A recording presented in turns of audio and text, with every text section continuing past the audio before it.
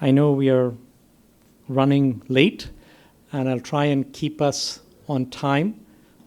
Maybe try and wrap up by 1:15, 1:20 for two reasons. I don't want to stand between you and lunch, and I have to get going to catch a flight.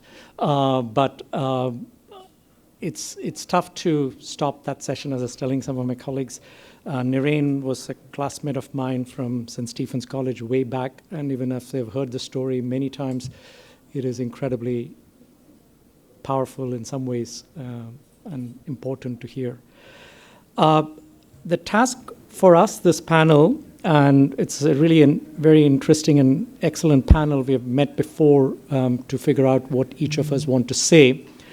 It's called Driving Knowledge Sharing for India's Growth. And the way we like to go about it is I'll just say a few opening remarks, turn it over to Sudhir, who will give us a keynote. And I'm going to, in the interest of time, dispense with introductions and formalities of bios, which itself will take about 10 minutes for all the speakers. Once Sudhir Professor Sudhir finishes his keynote address, which is a PowerPoint for about 5-10 minutes, then I'll request all my colleagues in a particular order to give us their high-level thoughts for a few minutes, and I'll weave in your questions with questions I already have. So that we'll get a more interactive session going. So my own background as an economist and as an educator, I spent a lot of time both in the US but also being associated with institutions in India. I think of this very deeply in terms of recruiting students, recruiting faculty, talking to parents. And most recently, having spent quite a bit of time setting up a private liberal arts university in the South, I was thinking about, and I'm an economist, and economists cannot be lured away from their graphs, but I've not bored you the graph. But I want you to think about it in the mental image. And if I were to look at a high schooler today, right, so that's at the origin point. And I feel like every one of us, and every student in particular thinking about education, is at that origin point of a three-dimensional axis. So along the vertical axis is all the incredible evolution, revolution on what I call machines, technological revolutions. We are in the midst of the fourth industrial revolution. The first was about steam and power, second was electricity, and all of this has happened in the last few hundred years. And I think all of us will agree that the fourth industrial revolution, with everything that we've been hearing about even in this conference with regard to AI and biotech, is sort of warp speed, that I think how a human interacts with machines really poses challenges for us as educators, and especially as machines become more learning tools. The second axis is human to human. The reality is, I forget where I read this, that it's only in the last literally 100 years that the average human being has traveled more than 100 kilometers from their place of birth, since time immemorial, right? We've always had pioneers, we've always had travelers, always had armings and so on, armies that marauded other countries and so on. But the average human was born, studied, married, worked, died, literally very close to the place of birth. So what this does mean that in the last 100 years, as students and people travel far-flung distances, literally, but now also thanks to the machine revolution, virtually, we are coming into contact with people who are not like us. So how do we deal with the other, and what is the other, is a constantly troubling political, social question, because they look different, they are different, based on gender, caste, race, however you define it. The last axis is how humans and machines interact with nature. And on that, an interesting factoid is we are a population approaching 7+ billion people. And according to the World Demographic Society, they had this interesting study done in 2017, so my numbers are not updated. They calculated the world population from time immemorial, and it's pretty much a flat line hugging the x-axis till 1950. and then it shoots up. So it looks like a hockey stick. And what is even more frightening is that in 2017, they said more people are living on the planet today than everyone who's born and died from time immemorial to 1950. Just let that sink in. In the last 70 years, there are more people living on this planet today than everyone is born and died since time immemorial to 1950. So thanks to all the medical revolutions, we live longer, we travel more distances, we come into contact with more, and this is the world that my students are now going into, and how do we prepare them for? So as an educator, I've always been fascinated by this question, and given all the revolutions that we know about in learning and pedagogy and telephone revolution, mobile telephony, and all of that, I think we'll all agree that education and knowledge production and dissemination really is about no longer what to learn, which is what I had to study and spew back in my CBSE exams.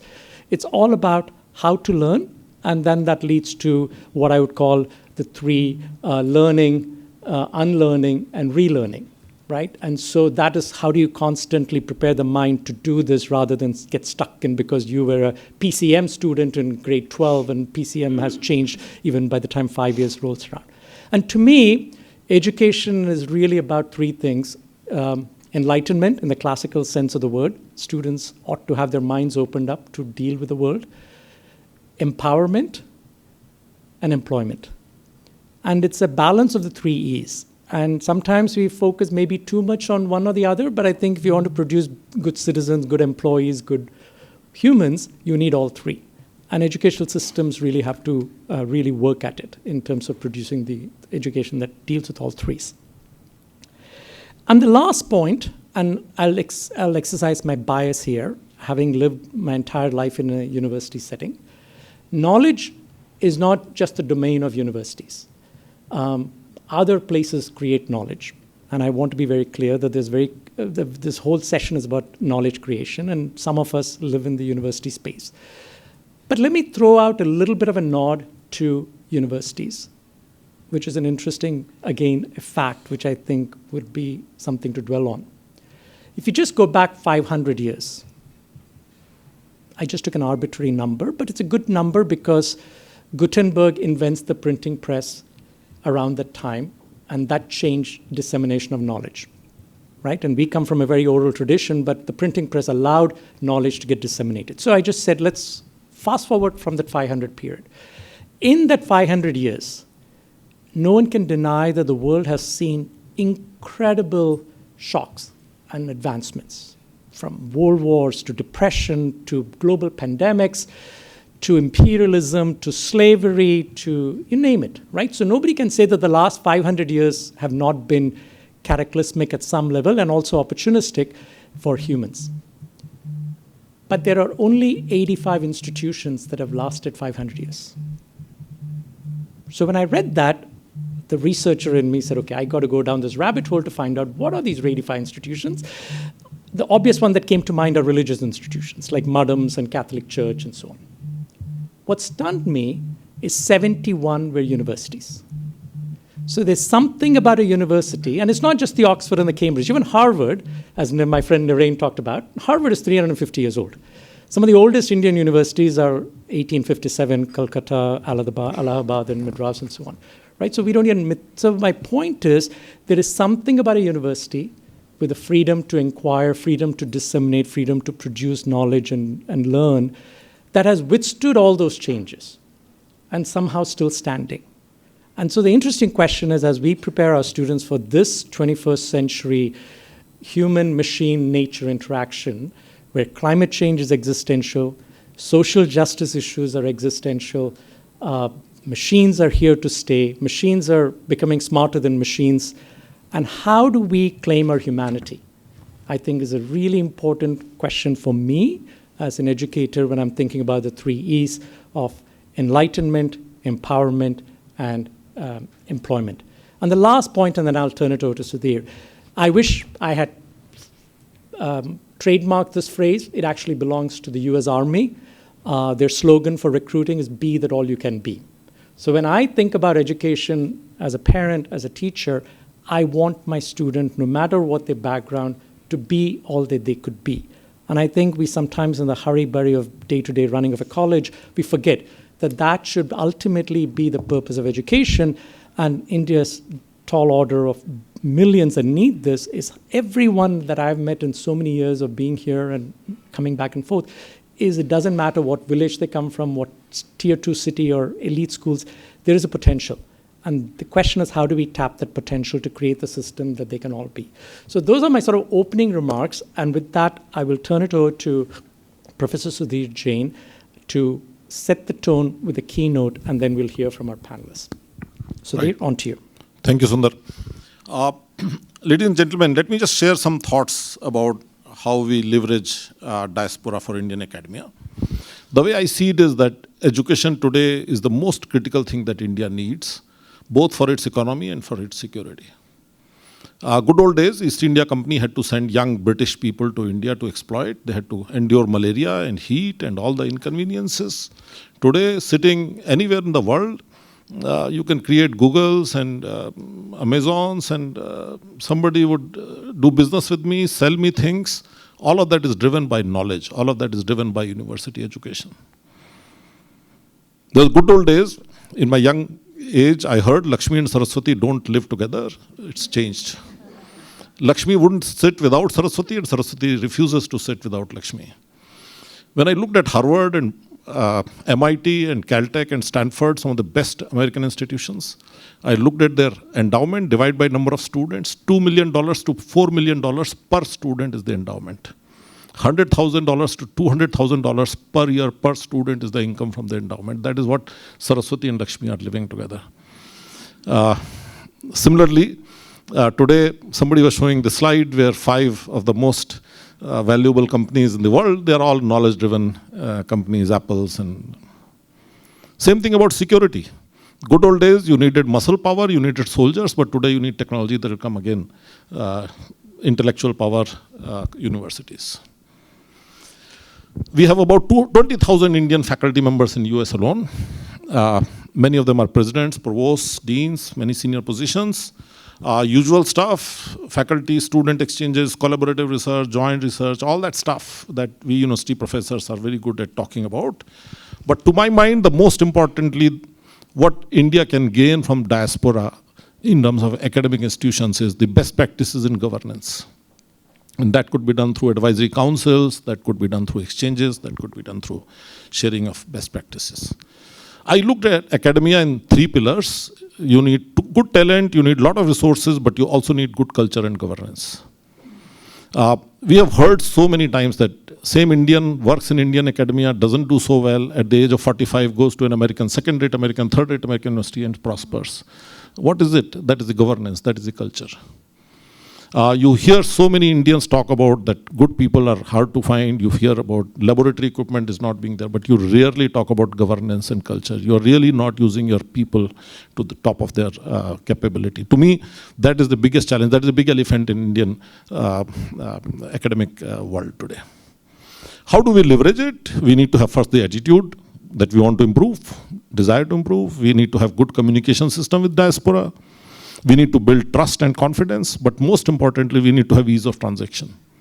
If there is a visiting professor who is interested, you should be able to give him an offer in 1 week or 2 weeks. And I have done that in my past life, and that is what I will share with you a little bit of that.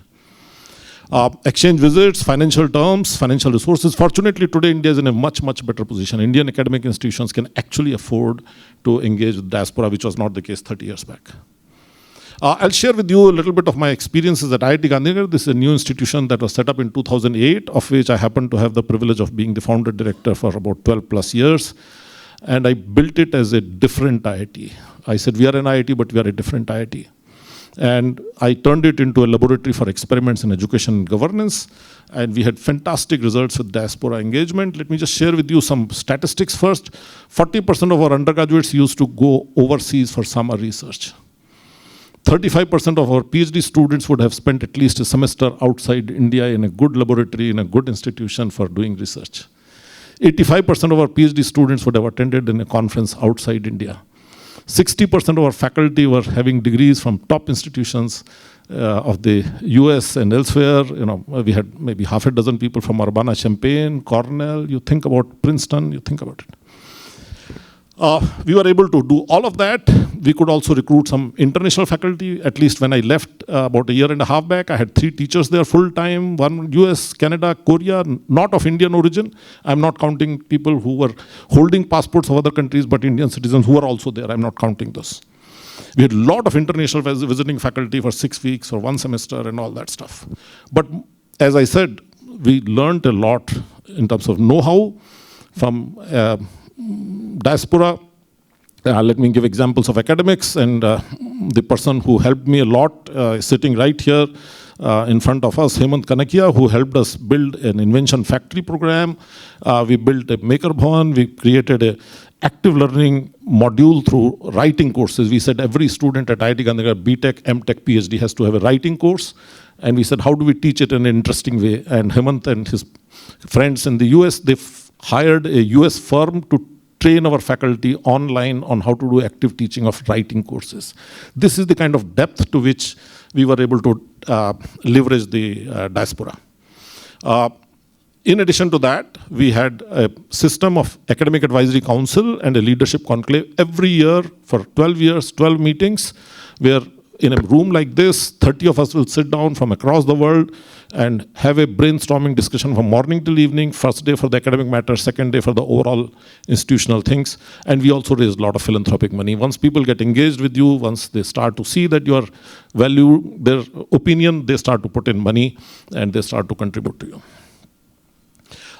As of today, I happen to be Vice Chancellor of yet another university, which is totally opposite of IIT Gandhinagar, where I left 1,800 students, and here I have 1,800 teachers. I left there 120 teachers, and I have here more than 150 heads of the departments. It's a 100-year plus university, very broad spectrum. Perhaps the only place where Ayurveda and modern medicine happens under the same roof, where we teach Sanskrit and Pali and Arabic and Persian. We teach philosophy, we teach Vedic studies, we teach astrology. We can read your horoscope or your palm and tell you what is going to happen to you in your life. We have the largest number of international students in any publicly funded institution in the country, and therefore the possibilities are much, much beyond, way beyond what a small little IIT, very narrow in engineering and science could have possibly done. I will close with the last slide here. This I talked about only the academic diaspora. There is a huge potential of Indian physicians who are very well organized as API, 80,000 plus people for our medical schools, for biosciences, biotech. We have a huge Indian hoteliers group. They have, again, very well organized system. Business schools can leverage them. Hospitality schools can. But most importantly, the Silicon Valley, the IT Indians, technology, startups, entrepreneurship, again, there's a huge potential that I think India has just to tap. We have to just raise our hand and it is there. Thank you very much, ladies and gentlemen. Thank you, Sudhir, for laying it out really well and for both comparing and contrasting your experiences at IIT Gandhinagar, where you did a remarkable job, and now with a very venerable institution like BHU and what potential there is. Let me turn it over to Melody McCoy from the Gupta-Klinsky Institute, Johns Hopkins. Hi, pleasure. Do you want the hand mic or do you want? We'll just use this, if this is okay.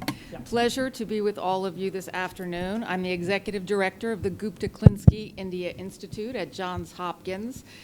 We were founded by Amita Gupta, who is the Chief of Infectious Disease at Hopkins, and she and her family really had a vision of how do we take all of the horsepower of Johns Hopkins University and unite that with equal partnerships throughout India. We have 160 faculty that work on projects here, hundreds of millions of dollars, 106 partnerships with various institutions. And what our aim is, really being the first research university in the United States, is how at this time can we support and partner with India to create a cadre of researchers. The USAID many years ago, with 9 other universities, created the IIT system. And the question for us today is, how do we create a similar system that supports the needs of 32 million students every year seeking a higher education seat in India that are unable to access it. How do we create a system to support that? Because, as you all know, India is the data trove of the world, and unlocking that data through research is going to have infinite impact for the globe and really help us propel change. So we are happy to partner and excited for the opportunity to be at this unique moment in time with India as it explodes and unleashes its power for the world. So thank you for the opportunity. Thanks a lot, Melody, for being very succinct and telling us about what Johns Hopkins' vision and the Gupta-Klinsky's vision is in India, and we'll come back to some of the elaborations when we hear from all the other speakers. Let me turn it over to now Sarita Mohapatra, who's coming from PwC. And so, as I said, I don't want us to walk away with, when you hear from Sudhir and me, that somehow knowledge and universities are linked. Knowledge is the way we conceptualized in this panel is so much broader, and so it's good to get experience from the private sector and other sectors of the society. So with that. And here I was thinking I'm a recovering academic. That's why I'm on the panel. I am a partner at PricewaterhouseCoopers, based in San Francisco. And as a former academic, I'm very, invested in this area. And of course, knowledge sharing happens in the private as, in the corporate as well as the universities.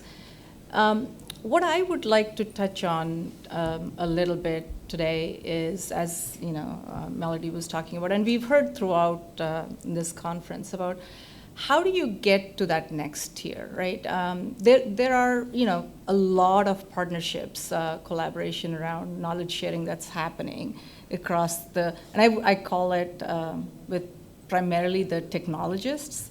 And that's been a fantastic sort of, there's been a lot of excitement. The collaborations are great, and you look at MIT, IIT, when you talk about that, those are the kind of collaborations you hear about. But there is this, this whole group of people that have the raw intelligence but don't have the access.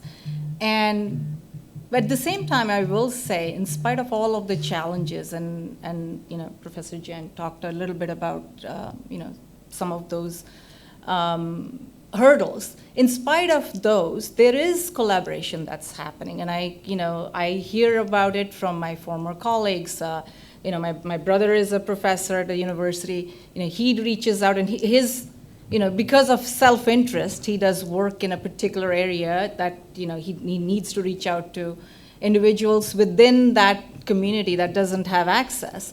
You find out about these stories that are extremely uplifting, where people from both sides have used so little to actually make so much out of it. And how do we take that and scale it?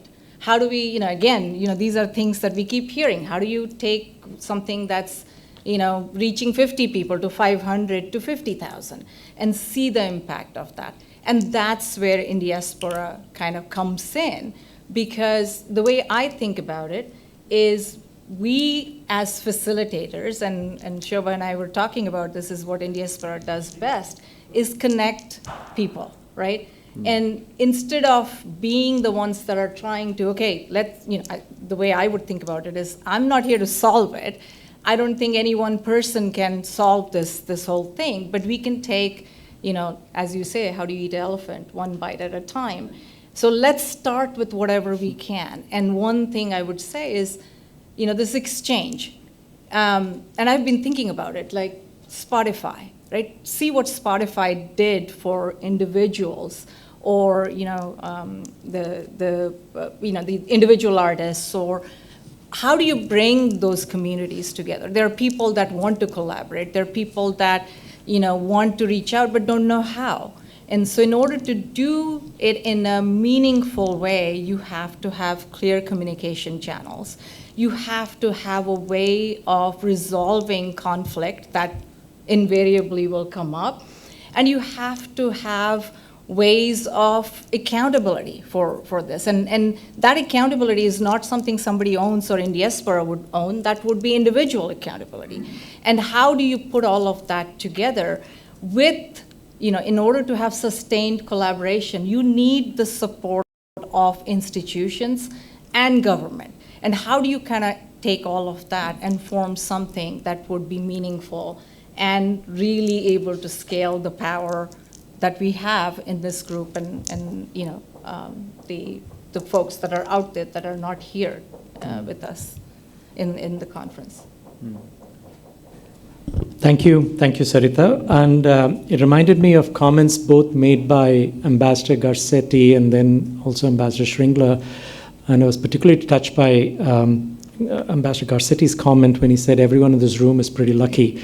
And we can all celebrate the MIT, IIT collaboration in engineering, for instance. And I'm very proud alum of St. Stephen's and Delhi School of Economics. But really, if you want to make a dent, it's the tier 2, tier 3, and quality is there. And how do you remove the obstacles? So I'm glad you expanded the conversation to include those areas of truly how do you make it happen. So it's not just the cream of the institutions that will always make their way no matter what. They don't need us. And I think it's important not to lose sight of that, which is something Ambassador Shringla also mentioned.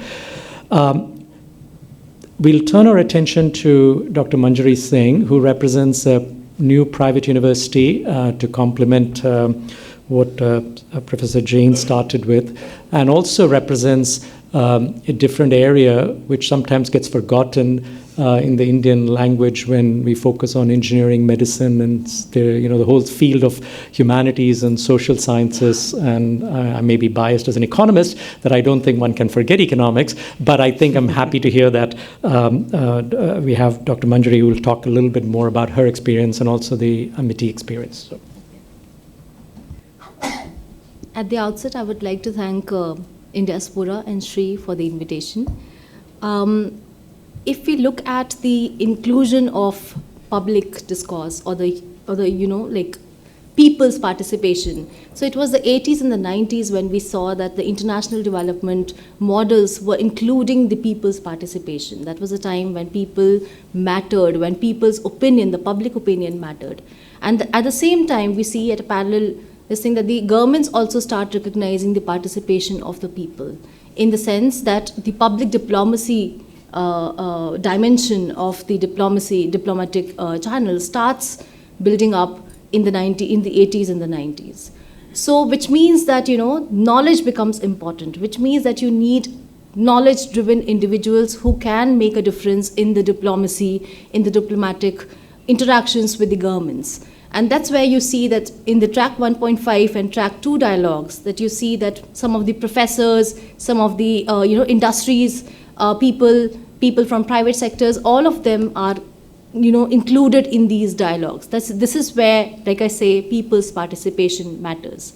Now, to make this participation more vibrant, to make this participation more wholesome, I think it is the role of the universities which will play a major role in terms of incorporating knowledge-driven individuals in the market. So I think when we, as a university, talk about how to harness talent, I think we have to look at four criteria, four distinct parameters to be followed. One is that, first of all, we'll have to equip our students to be at the same platform at the international level. And I'm happy to share that the new education policy of the Indian government and has come up with a new model framework, which also gives it provides a platform to the students of India, especially at the graduation level, to be at par with the international standards. We have BA, a 4-year research program, which is at par with the international order. So all these things are included. The second aspect is catering to the diaspora. I think catering to the diaspora is important in the sense that, see, I study Middle East. So I know that most of the Indians, about 8.5 to 10 million Indians, are staying in Gulf countries. And because the kind of diaspora that has been going there, it's a mix. we saw in the earlier session that 70% of the people are in the blue collar jobs.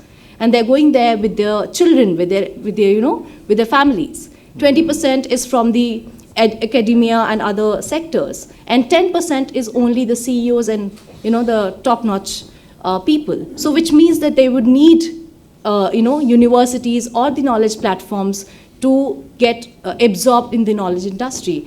And I think that is where the private universities have started playing a role. For example, my university, I come from Amity University. Amity University has 4 or 5 overseas campuses. So we are catering, and I was myself shocked. I'm very new to Amity University. When I joined there, I see that most of the students are coming from, they're NRI students, they're coming from different countries and studying here. Why? Because they know that there is a semblance. Because they know that when they go back, they'll have Amity University over there as well, so that there's no, disbalance in the knowledge that they are gathering from the university. The third aspect that is important is learning from the diaspora. And I think we have not been able to do this aspect of the, model. We have not been able to cater, we have not been able to include the diaspora at a vibrant length. Even though universities have started something called as alumni association. But that is more of a, meeting together kind of a forum. It's not more about knowledge sharing. And I'm very happy to, I was going through some of the newspapers and I saw that, in 2023, this year, June 2023 rather, the Indian government has come up with something called as Vaibhav Fellowship. Mm-hmm. So Vaibhav Fellowship is given to STEM students. But again, it is only, like Sir was saying, that I come from a humanities and social sciences background. There is no such fellowship for our industry, for our kind of, dimension. So this is what is required. This is what is required. But of course, we have taken baby steps in terms of Vaibhav Fellowship, which can provide platform to the students to have a collaboration with the diaspora of the West or from other places. The fourth aspect is knowledge sharing from the foreign universities. And again, in this year, January 2023, I think UGC chairman had talked about how the foreign universities may have their campuses in India. And I don't know how much time will it take, but of course, we are taking the baby steps to sort of, incorporate and sort of collaborate on these grounds. Public diplomacy, when you talk about, there are 3 layers of public diplomacy. The first is monologue, the second is dialogue, and the third is collaboration. As of now, we have not gone to the third stage at all. We are only in the dialogue stage. So I think there's much to do in this aspect. There's need of more of knowledge sharing in this aspect. And I think in the coming years, probably we'll be there. Thank you. Thank you, Manjari. I want to give all my colleagues an applause because they were perfectly on time, which then opens up the door. We have the last one, Professor Mehta, Krishan, to round up, but so far everyone has been on time, which is perfect because it gives us enough time for Q&A. Yes, no pressure. But, when I was thinking about all of us who have been on the other side of university administration, when you realize you depend on student fees or government grants or research grants, but a big platform or a plank is fundraising. And, I've had donors who will tell me, we love your vision, and I usually come back with a line that I'm glad you like the vision, but a vision without resources is a hallucination. And hallucination and resources are not just money, it's people and talent, as Sudhir was saying, but money increasingly is becoming a big part of driving ambitious agendas. So I wanted to sort of end with Krishan's story from Toronto about the philanthropic efforts both in overseas, but as it begins to ramp up in our own country. So, thank you for that context setting, and hello everybody. I work at Toronto Metropolitan University and I support charitable giving there. And in addition to that, I teach at the graduate level and in a fundraising certificate at TMU. But I come to this conversation as a researcher, having explored for many years the role of high net worth immigrants in charitable giving. And I had the honor and privilege of spending time in intimate conversations with leading philanthropists across the diaspora about their motivations for giving, both locally where they reside today, but also in the places they come from. And I had many aha moments, but I only want to share one with you because I have to be on time. And what I'd like to share with you is really the ways in which philanthropy, especially to higher education, is articulated as a marker of citizenship and a marker of belonging, not just to the place where one lives today, but the place where one comes from and all of the places in between. It came to no surprise, really, to me as I was conducting this study and speaking with many philanthropists about the multi-sided nature of their orientation to giving. And in fact, many of the people at this conference who identify as philanthropists not only have a home in the US, Canada, the UK, other places across the global north and even in global south, but also in India, and also in all of the places in between, Singapore, Dubai, other places like that. So the question around philanthropy in higher education becomes much more complex as we think about the web of connections that the diaspora brings to India and to all of these other sites, which poses a very fascinating opportunity for institutions of higher learning in terms of collaboration, in terms of engagement, in terms of outcome setting, goal setting, and perhaps even more importantly, the role of the Indian diaspora in creating a global movement around giving that benefits here, there, and frankly, everywhere. This is really important because nowhere else have I witnessed this potential catalyzed than through the Indian diaspora. And so it is a proud moment for us, but it is also a work in progress for us. And as I occupy this space in Toronto as a fundraiser working with diaspora communities, I've come to see quite clearly that this is also changing as we are about to embark on a massive, historic wealth transfer. $73 trillion from boomers to millennials in the next 5 to 10 years. So the complexion, the priorities, the interests of money and the people holding it is something we need to consider quite carefully as we think about the global movement of giving too. Thank you. Thank you so much, Christian. In the interest of time, there's a bunch of questions that I'd shared with my colleagues, but I'm going to just pick one and have everyone respond. And then I really want to leave the rest of the time to hear from you all. I'm sure that's what my colleagues would also like to hear. So the question that I thought to tie this all together, and if you could now dive in a little bit deeper from your own experiences, is what strategies can be employed to create sustainable platforms for knowledge sharing between academic institutions in India and abroad, ensuring a continuous flow of expertise and insight? And if I could just start with you, Melody, and then we'll go and end with, this time in reverse order, we'll end with Professor Jain at the end. So. Thank you for the opportunity. Hopkins is currently employing a number of opportunities. We have student exchange, where we fund students to go both to India and Indian students to come to the US.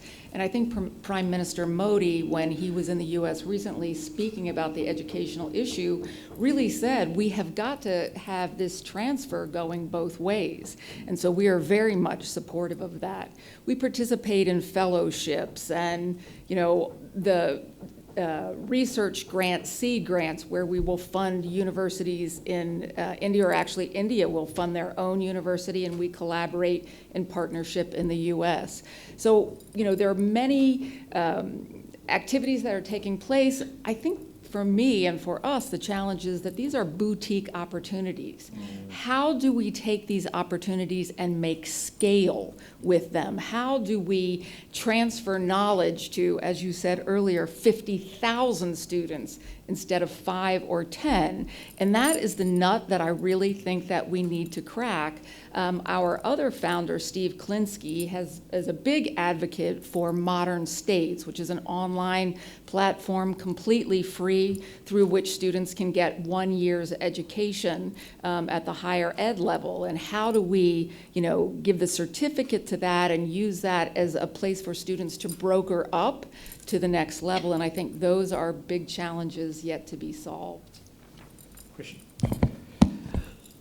Building on that, and I think it's really interesting that just last year, $108 billion from the diaspora came into India.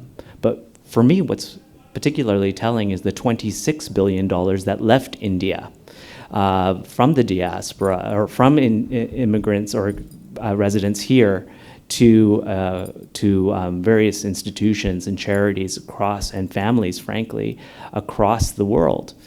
And so what we have to recognize is that the growing middle class in India, and affluent class, in fact, high net worth individuals that have where India is their primary residence, poses a really interesting opportunity for institutions of higher learning, in particular in the global north. But moreover, I would believe that the conversation needs to also have an anti-colonial perspective added to it.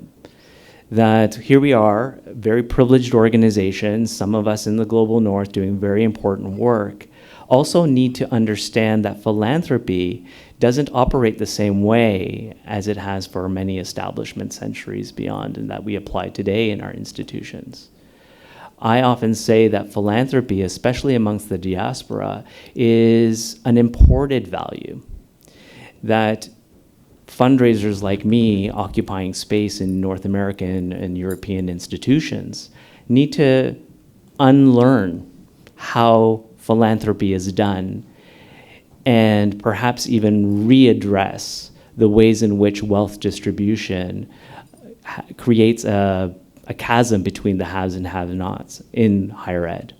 And so I think there are tremendous opportunities and possibilities in leveraging governments to address these issues, to be able to talk across organizations, to understand what this potential could be for all of our institutions, but thinking about also the ways in which those who could never have access to a university education, whether it's locally or abroad, are working to advocate differently for change within our academies. We see, and I think we can all appreciate, that universities in particular are hotbeds of conversation around social change. And we are in a place where philanthropy is also being questioned, private investment in these spaces. So we have to take this very seriously if we want to move forward. Thank you, Christian. Saritha? So I'm going to just use a personal example to demonstrate how, and again, how we take, this and make it broader. So a few years ago, there was this devastating cyclone that hit the state of Orissa, which is where, I grew up in. And when that happened, my son was in high school, and they have to do their community service hours, and they have to do a senior project. And he said, "Mom, how can I take this and do something?" Because he's always come back to India with us every year, and played with kids in the neighborhood. I take him, actually, not neighborhood, I used to take him to my dad's village where there would be kids that walked around bare feet, didn't go to, barely went to school. I tried to kind of not talk too much about it when he was younger, but as he got older, he kind of understood what was going on. And so he said, what can I do? Can I fundraise? Can I do something?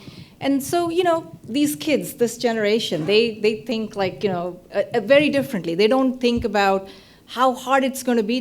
They just roll up their sleeves and say, I can do it, right? I know what India is like. It's going to be hard, but I'm going to go, do this. And I said, so what are you going to do? And he said, I don't know. And can you connect me to some of your network, because I don't have that. So I called up a friend of mine and I said, hey, he runs an NGO, and I said, my son wants to do something. Can you talk to him? And so they came up with a plan. And the plan, when I heard it, I thought it's going to fizzle out, was to teach robotics using Lego, which my son used to do. He something he's very passionate about, that is his career now. And they came up with this idea. They're going to do a week-long workshop in Konark, in a remote village where there may or may not be electricity in that school. And so I was like, okay, I can't let him go by himself. So I said, okay, I'll be your interpreter. I'm going to come along with you and observe. And I was blown away. I have to say, I did not expect anything to come out of it. I thought if he could get the kids to build the block, put it together, that would be amazing. Not only did they do that, each group ended up with making presentations, right? And when you see that and you think, my God, these kids don't have a roof over their house because the cyclone had blown everything away. And when I thought about it, I was like, at first when my son had told me, I was like, why do you want to play Legos with them? He's like, Mom, you don't understand. There is the mental health aspect of this. And I was like, okay, you guys, your generation is all about, you're kind of looking at it wrong. You should think about food and, taking the money and putting it into something else. He says, yeah, we're going to do that, but we're also going to do this. But when we left the place, the joy, right, the inspiration, that left something, I left with that. I feel so much richer for having had that experience. Now, how do you take that and scale that, right? The way to do it, and I've been thinking about it, if I can get my act together, I would do that, and this is where I would appeal to the broader group here. Let's talk to the school counselors. These kids are looking for opportunities like this. I know, one of my friend's daughter, she just went online and found this place in Thailand that she went off to do her project, right? But it wasn't easy for them to find this. So let's connect them. There is a need. There are people willing to do this. Let's figure that out and how we can scale that. This is just an example at that level, right? Thinking about universities. Again, you get these ad hoc requests, and you talked about alumni coming back. I constantly get these, if I'm in India, oh, can you come give this talk? And lately I've been questioning, yes, I just get a high out of getting back in a classroom and talking to students and the energy you feel. But then you walk away. It's a very ad hoc kind of thing. And lately I've been thinking, how do I do something more than just, that 50 minutes and walking away from there? What more, can I do? And so each one of us, I know we kind of, do these kinds of things. How do we take that and put it into, like I keep saying, an exchange that multiplies it, that becomes something that's way bigger than these individual interactions? Think about a person doing research, sitting in a North American university. They're under pressure to publish. You tell that person, can you work with this individual here? They may or may not be interested. But you tell them, you can tap into these 50 people that are working in this area, and you may be able to help direct that research or work with them. That's going to be interesting to that person, right? And the other way around. How do we kind of do something that will take what we're doing already doing, maybe in ad hoc ways, and in organizations, that are doing this in different spaces. How do you kind of combine all of that to make it something a lot more powerful, a lot, bigger? Okay. Thank you. Thank you, Sarita. Lastly, from Manjari and then Sudhir. I'm just a teacher. I have never had any administrative experience, but okay, I'll do my best to sort of say something on how to bridge the gap. Of course, one is student exchange program. The second, I feel that diaspora lecture series, and why I'm saying this is, of course, Sarita said that just going and talking for 50 minutes is not enough. But that 50 minutes, in that 50 minutes, if you can share your success stories with the students, if you can tell them what to do, because in India and in the education system, we don't know how to guide them. So guiding is very important.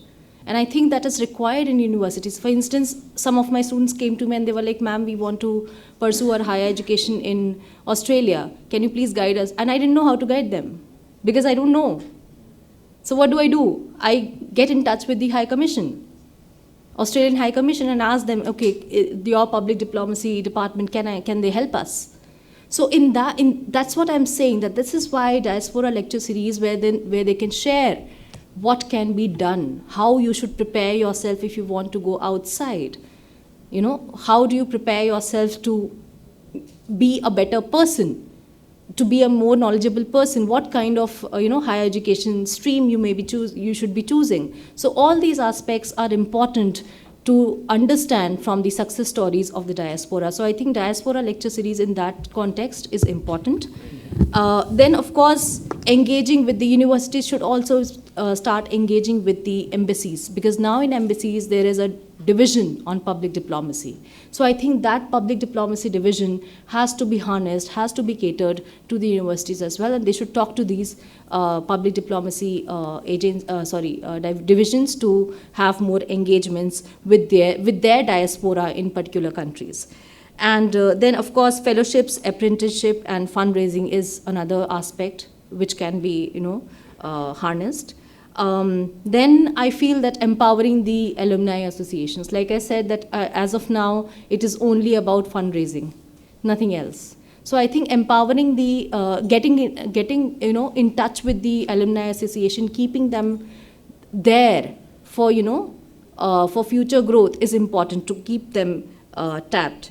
Then of course there are, in private universities, there's something called as club activities, which is similar to the club activities that are there in foreign universities. So I think in these club activities, you can call in your diaspora and make the students interact with them at regular intervals. I think these 4-5 steps can make a difference in bridging the gap.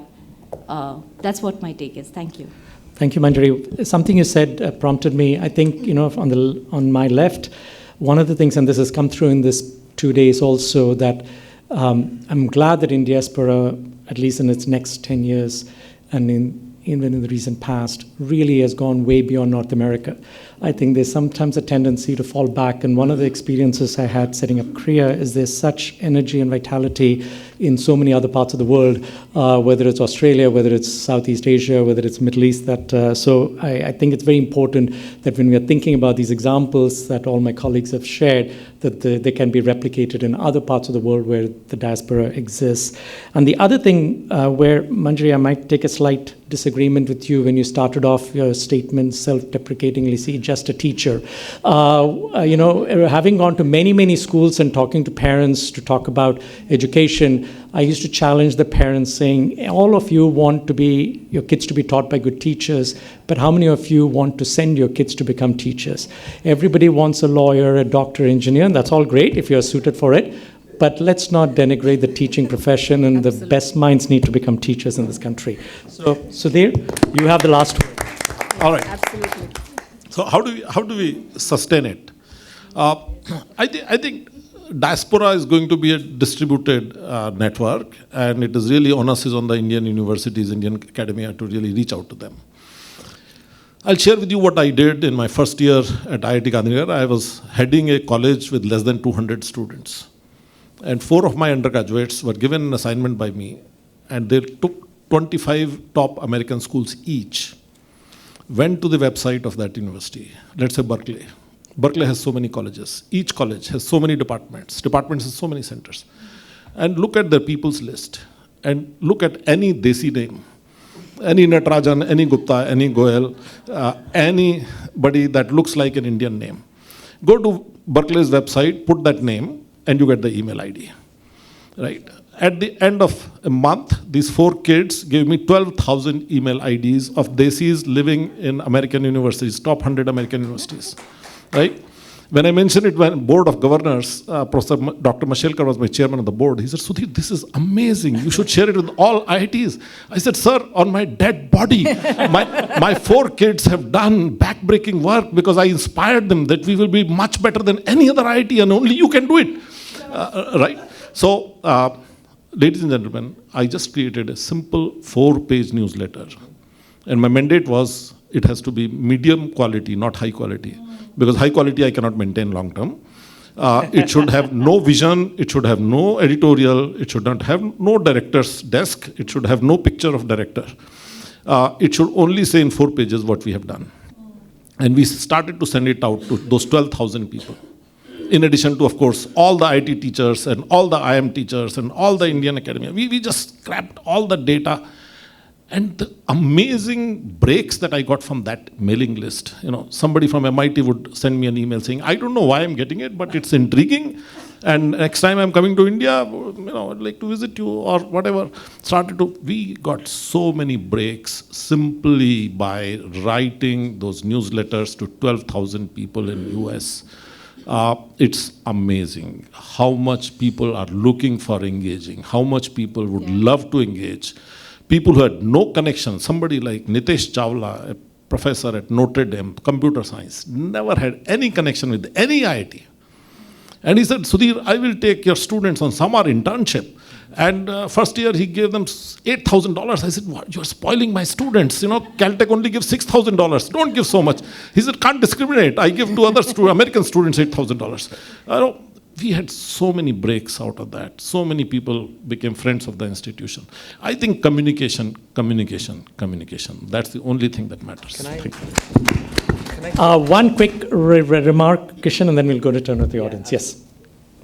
Yes, absolutely. And I head up alumni relations at TMU, and what's fascinating is for me just recently having been in Mumbai and a couple of days ago in Delhi hosting alumni receptions.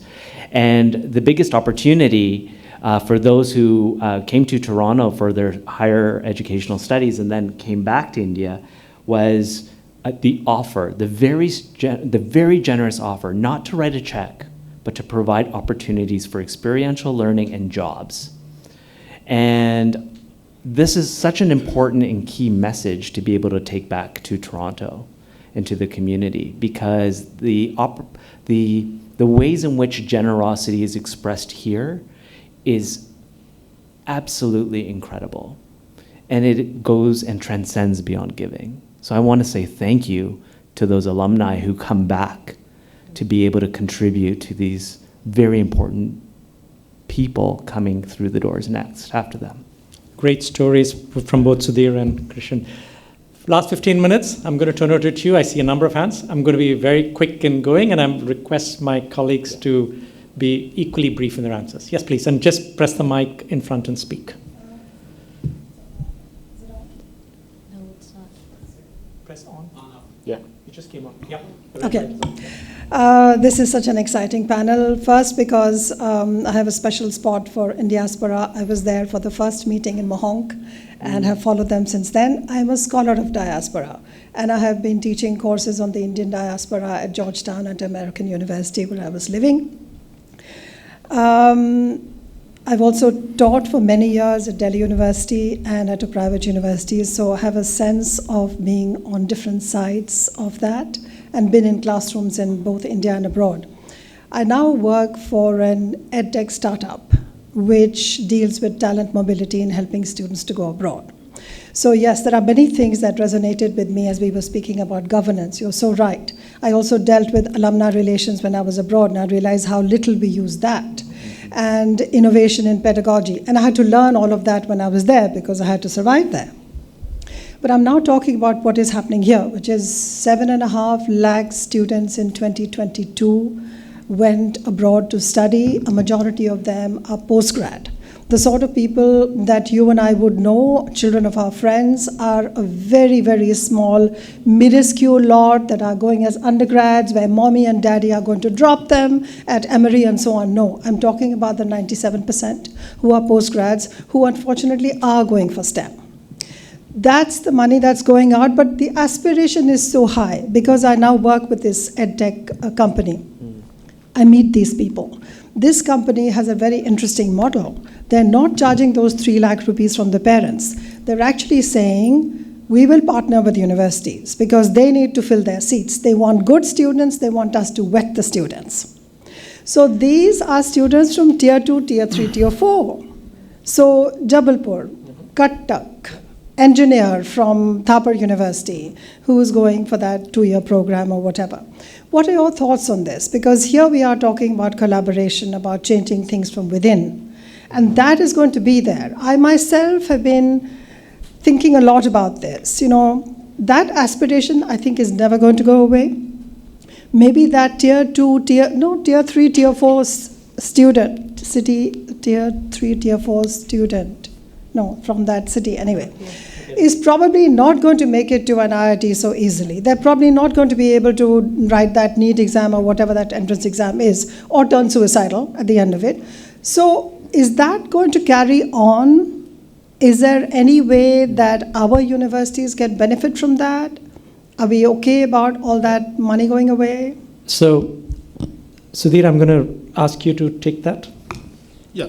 See, the reason 7.5 lakh students left India is because of the collapse of governance. If today I have to have one single parameter to do ranking of Indian academia, I would just say look at the quality of toilets. Yeah. Very simple. No, you're right. Right? So, to my mind, if India doesn't put its house in order, doesn't put its colleges in order, doesn't do good governance of its second and third tier universities, this is going to only accelerate. This is a problem. There's a big elephant in the room that we have to address. Very good. I'll come back. Yeah. Yes. Thank you. So I'm Arun Singh, former Indian ambassador to the US. And, I know. Not planned. So I just wanted to draw everyone's attention to this major new initiative that the two governments launched in January this year on a partnership in critical and emerging technologies. AI, quantum, cyber, 6G, biotech, semiconductors, space. And it is very deliberately indicated that partnership between the academia is an important part of that initiative, not just governments and companies. And it is important that at a time when the US is trying to restrict access to others, including Chinese scholars, they are saying that we want to partner with India. Correct. From a national security perspective.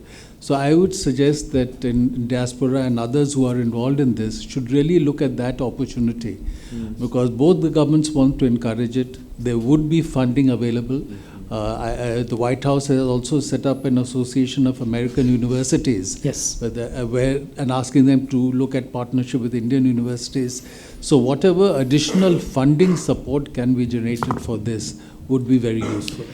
Very good comment, Ambassador, and I'm glad because we have many people from Indiaspora because part of these sessions is also what are the next steps for us, for them to carry forward. So I'm glad you had a valuable comment, and I just wanted to echo what Professor Jain said about, I hope we don't forget what he said in the interest of time.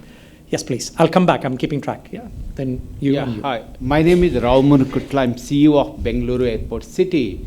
That's invested by Fairfax Toronto. Okay. So about academia, what Ambassador spoke about it, academia versus corporates collaborating. We are already doing that in India. You know, we are 2.36 water positivity in our campus. Okay, sustainability. We are taken like a role model for the world now. Okay, so that's achieved in collaboration with IISc. We learned theory from Institute of Sciences, Bangalore, and we implemented that. Okay, so like that we are doing many things, bringing robotics into our systems and all. And CNN shortlisted, okay, top 9 things in the world in 2023 that will shape this world, okay? We are the only one among that 9 list, okay? Coming to the madam, what she spoke, sorry, I forgot her name, okay? Sarita, okay? So you spoke about schools and all that. We adopted many schools in Devanahalli area, okay? Exactly what your son is trying to do it, how to do it, you put it as a question mark. The answer is actually corporates, okay? Today, our airport contributes 5.2% of the gross value add of the state. That's a big number, okay? So what does that mean to a common man? We adopted to the schools. These kids are all from very, very, very poor families, okay? We adopted those schools. First thing, we fixed the infrastructure at par with any top private schools. You step in, you feel like you are into a top private school. Second thing, we trained the teachers. Entire program, we brought it to great standards. Third thing is feeding the food. Food is the temptation for the kids. From morning breakfast to evening, everything is free. With all these things, kids got excited. Then we exposed them to the bigger things, like our colleagues going and teaching them technology and all the things. Young girls coming and, okay, performing in front of VIPs, okay, like suddenly their motivation. Between success and failure, the drawing line is motivation. We attacked that.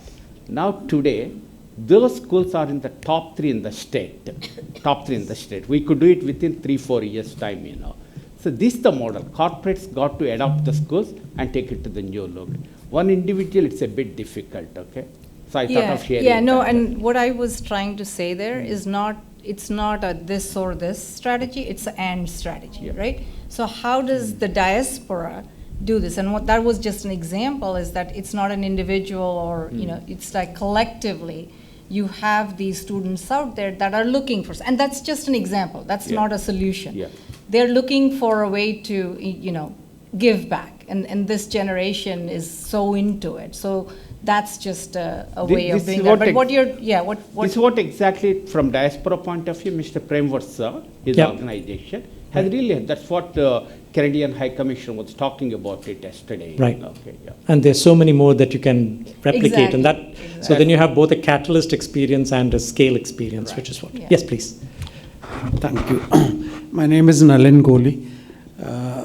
We are now, as you know, the 3rd largest startup ecosystem in the world. I had the privilege to be the national co-chair for CI's Startup Council. And we are seeing a lot of interest on startup to startup cooperation. It also fits in with Ambassador Singh's comment, where universities are wanting to cooperate. So I think that's something which we need to do in a more organized fashion. It's happening, but more on personal contacts. There's no institutional mechanism for doing that. Right. Another thing which at a forum like this, where you have senior diaspora members here, I always wonder, our institutes make it to the global ranking. Now we are having IIT campus in I think Abu Dhabi, there's one in Africa. But there's still not mutual recognition of educational degrees, which to my mind doesn't make sense. If we can make some efforts where some of our top universities, IITs, IIMs, their degrees get recognized on a mutual basis, and the US or Canadian or UK degrees are recognized, particularly in professions like law, medicine, engineering, which is something to worry about. Third area which I find, I was part of a Department of Science and Technology Empowered Committee where we were funding incubators. And we had a very unusual request from Ryerson University in Canada, who wanted to do a fintech incubator along with Bombay Stock Exchange. And we supported it, and they did it. It was actually housed within the premises of Bombay Stock Exchange. So I think many such innovations, out-of-box kind of thinking, initiatives by universities are happening. One would like to see many more of such activities. We'll be happy to know about your views on this. Thanks for the shout out. Yes, please. Okay, so thank you for the panel. I'm Amit Mehta, I'm a corporate financier, and where I live, we've got 5. Can you just turn on the mic? Yeah, so I'm Amit Mehta. I'm a corporate financier. I lived in the UK for 30 years and just moved to Australia 6 years ago. And education is big business in Australia. So that's one thing that does worry me about the racket of education. And I think the point, Professor Singh made about knowledge and guiding students is a big issue, The second thing I was just thinking about how do we, what I did, in my role as with Tata's in Europe was try to work with a lot of universities on knowledge that they, research that they do. Mm-hmm. So it's monetizing the knowledge which sits within the Indian University, and BHU is a fantastic place where I'm sure they're doing quite a lot of research. The credibility of that, how do you do that? I mean, I can't tell a professor who studied at Caltech how to do it, but I just thought, how are we doing more research with the, the well-known journals and institutions so that we can monetize that to solve the Indian problems? Yep. There's no trying to solve an American problem. We have problems here which we need to do. And my third point was employability and vocational training. Mm-hmm. Can we create a pathway? Boys tend to not study very hard when they're 18. And not everybody is a Sundar Ramaswamy who gets to, lots are interested in sports and things like this, and they suddenly realize, that they've got to, do something. They get into vocational training. Germany's got a good system, model. And I just wondered whether that could be made more, because it's all about employability and creating skills. Right. So how can we... Yeah. No, these are all really very, very good ideas, and I'm glad that you're all, I'm a development economist and I remain an eternal optimist despite the daunting problems facing India that I study. There are really some great stories, and the question is, how do you connect them so that the whole is bigger than the sum of the parts? In different states, different villages, it's happening. Question is it happening fast enough for the scale of the problem? And India has done so remarkably in so many sectors in the last 30 years. And the question is, why not in education? And how do we make it into the top? And I think these kinds of initiatives, whether it's taken by corporates or NGOs or governments, I think the question is, how do we talk about it? How do we frame it? How do we expand on it? And then how do you remove the obstacles? Sundar, very quickly. Yeah. Can we ask the professor, what's the, we talked about the new policy, but number of these issues that have been raised, is the policy already good enough and not being executed? Or is the policy not good? Yeah. So Sudhir, you want to comment on the NEP? See, policy is everything nice that you want to see. It's really the capacity to implement. Yeah. There are two types of problems we have, right? One is we are not challenging our people, but those who are self-motivated, we are creating enough friction in their way. Our administration should get out of their way and let them walk, right? So I have the project, but my university administration is not letting me recruit a research assistant, is not letting me buy something, is not giving me utilization certificate in a timely manner, things like that. There is a lot of poor handling. So even those who are really self-motivated, they are achieving 30% of what their potential is. And then there is a 70% people who we are not challenging to deliver research. So we are really waiting for our 1991 moment, what we had in economics in 1991. Indian education is waiting for that moment when Indian education will be unleashed. And that is when you will see India's potential. I don't think, if today I heard people saying India's century, India's 25 years, I don't believe in it. Until such time that India is freed from its bureaucratic, vice-like grip on education. Can I add something? Very briefly, and then I'm going to take the last two questions. Yes, Manjari? Okay. Two things. One is that, NEP has come up with something called as vocational training, compulsory vocational training and apprenticeship for students, especially in the graduation level, at the graduation level. But the problem is, the 6-month apprenticeship, we were thinking, where do we send our students? Because industries are not ready for it. They are not ready for it. They will not take students for 6 months just like that. right? So the structure is such that you don't know where to go. So you have to scrap that apprenticeship level. It is incorporated in the NEP, but you don't know how to implement it, like sir was saying. The implementation is a problem. Second thing is, from my own personal experience, so my university is probably the only university in India where international relations, it is a fairly new subject, international relations. So international relations is, at graduate level. In other universities, I'm from JNU, I did my master's and my MPhil and PhD, everything from JNU. So there the master's degree is in international relations, but there is no graduation degree. Now here, my students are graduating, they want to do some internship, but they will not be taken seriously because they are from international relations, which is not recognized by the industry as such. So that is a problem, right? So taking care of only one aspect is not enough. You have to take care of the absorption capacity as well. You have to see where the students will get absorbed. So that level also needs to, to get empowered. So I think that is the problem. Sir. Yes, please. So I'm a product of two best universities, IIT Bombay here and Stanford University. And afterwards, a bit of a stint as an entrepreneur. I got onto the two top-tier universities in US boards for a total of 16 years. So I learned a bit about academic institutions working from inside, and observations I would make is based on that.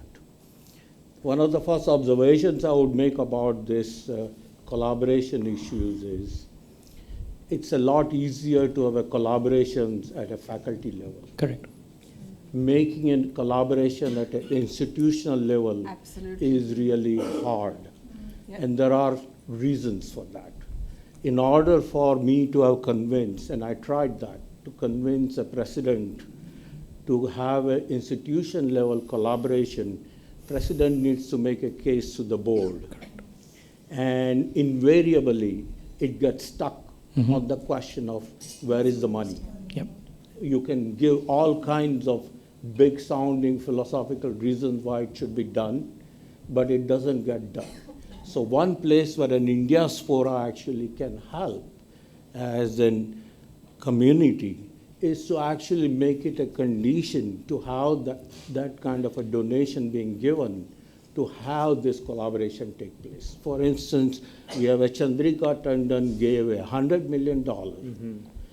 She's married to an IIT grad, Ranjan. And there was no Indian institution which made a pitch to him or her saying, let's make this a collaborative effort. So the onus, as Professor Jain says, is on the Indian institutions. So that's one of my comments I would make. The other one actually directed to what Professor Jain said. We are actually failing in a bad way to leverage an Indian diaspora. And by Indian diaspora, I mean Indian academic diaspora. If you actually look at the US universities, you will find Indian origin professors dotted all over. Not only that, there are probably currently 4 to 5 Indian origin presidents of a large university. And the dean level, you find so many of them. So when we talk of a governance issue, we are not really learning from them. We don't need a knowledge sharing. We need to learn from them. That is the issue. The same thing I would make in another comment is Professor Jain has been very good at actually attracting people. But it pales in comparison with what China has done, 1,000 talents program.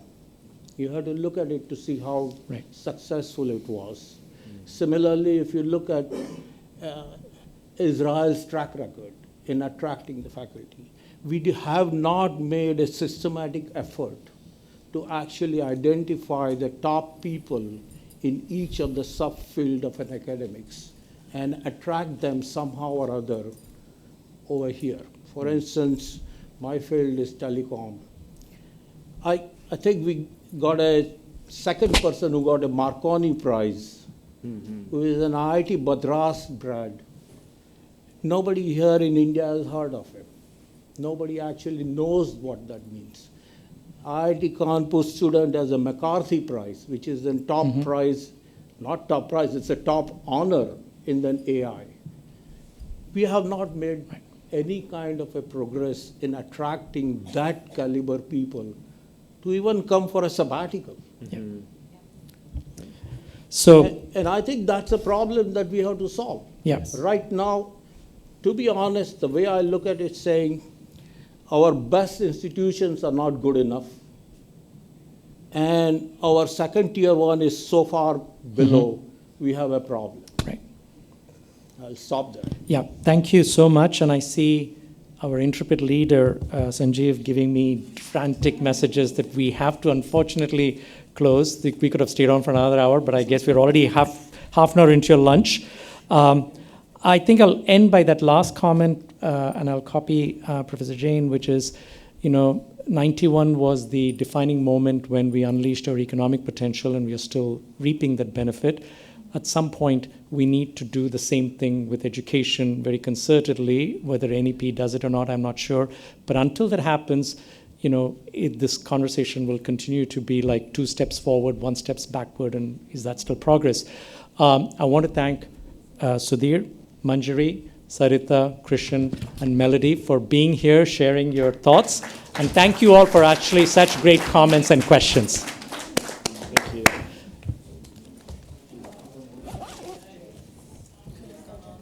I know, we could talk all day. Easily.